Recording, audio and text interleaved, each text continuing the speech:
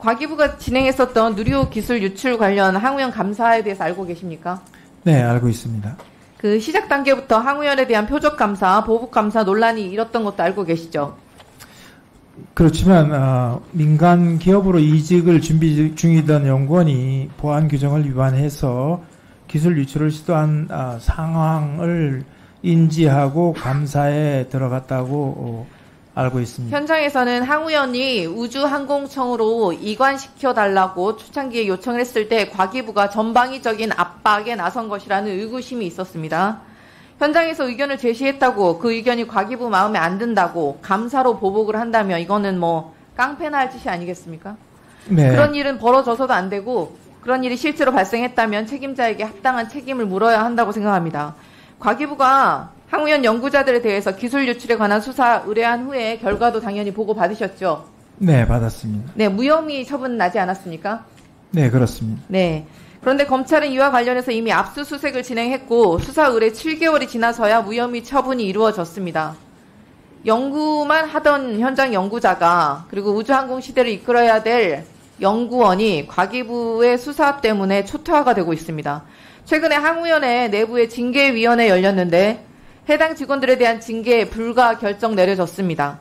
당시 감사를 수행한 과기부의 징계 통보안 정반대의 결론을 내부적으로 내린 것인데요. 애초부터 무리한 표적 보복 감사였다는 평가가 나오고 있는 이유입니다. 인사청문회 과정에서 현장의 목소리를 경청하겠다고 말씀하셨습니다. 과기부에 반대되는 의견을 제시했다고 이런 식의 표적 보복 감사하는 게 말이 됩니까?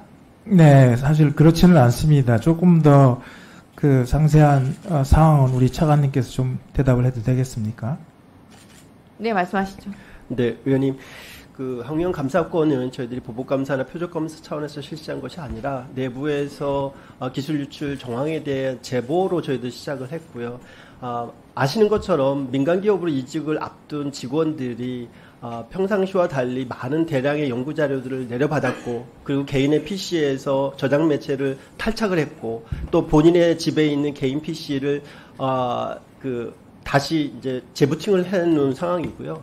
그래서 검찰 수사가 무혐의로 처분된 부분은 저희들이 알고 있기로는 외부로 그 기술 자료가 유출이 됐다라는 증거를 확보하지 못했던 부분이지 여러 가지 기술 유출 정황에 대한 부분들은 의심이 된다라는 의견은 저희들이 보고 있습니다. 현장에서 여전히 무리한 표적 보복 감사라고 생각을 하고 있고 이제는 과기부는 이제 우주항공청의 소관이다라고 책임을 회피하고 있는 입장. 1분 더 드리세요. 현장 연구자들을 핍박하고 현장 연구자들의 입을 막는 것은 과기부의 할 일이 아닙니다. 그럼 과기부는 혹시라도 추후에 표적이나 보복 수사, 혹시 대통령이 와서 지시하더라도 현장 연구자들 지키는 의지 보여주실 수 있으시겠습니까? 예, 언급하신 그런 부분은 철저히 제가 보호를 하겠습니다. 그렇지만 이 국가보안과제와 관련된 것은 보안 규정은 철저히 준수해야 된다고 그렇게 생각하고 있습니다. 항우연의 징계위원회 결과가 최근 발표되면서 결산 소위 심사 당시에는 지금 반영을 못했지만 과기부의 표적 보복 감사 사안에 대해서도 책임자에 대한 징계 요구가 의결될 수 있도록 요청을 드립니다.